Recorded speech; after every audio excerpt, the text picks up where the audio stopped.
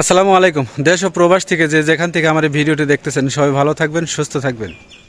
এক বড় ভাই বাংলাদেশ থেকে অবশ্য কমেন্ট করছেন যে ভাই মালয়েশিয়াতে সার্ভিস সেক্টরে ভিসা কবে চালু হবে।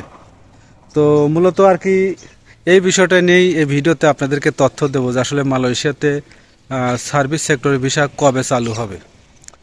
দেখেন ভাই, মেন কথা হচ্ছে মালয়েশিয়াতে আপনারা সবাই জানেন যে কলিং ভিসায় কিন্তু প্রচুর পরিমাণ কর্মী মালয়েশিয়াতে আসছে, তাই না? তারা কিন্তু এখনও ঠিকঠাকভাবে যে কাজ পাচ্ছে তাও না। অনেকেই কাজ পাচ্ছে, আবার অনেকেই দেখা যাচ্ছে যে মালয়েশিয়াতে 5 মাস 6 মাস বা 2 মাস 3 মাস এরকম বসে আছে। বসে থাকার পরেও তাদের কিন্তু ভাই কাজ মিলতেছে না। এর কারণ কি জানেন? মালয়েশিয়াতে কাজের সংকট।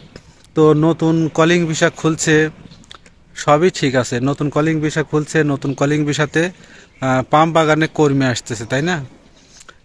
পাম বাগানে কর্মী আসতেছে।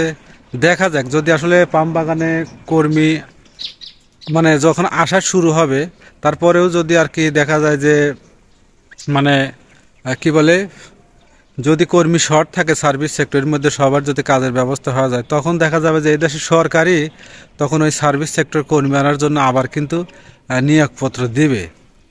তো এটা আসলে অপেক্ষার বিষয়, ঠিক আছে? কারণ এখন কলিং ভিসা খুলতেছে ঠিক আছে, শুধু পাম বাগানের জন্য খুলতেছে।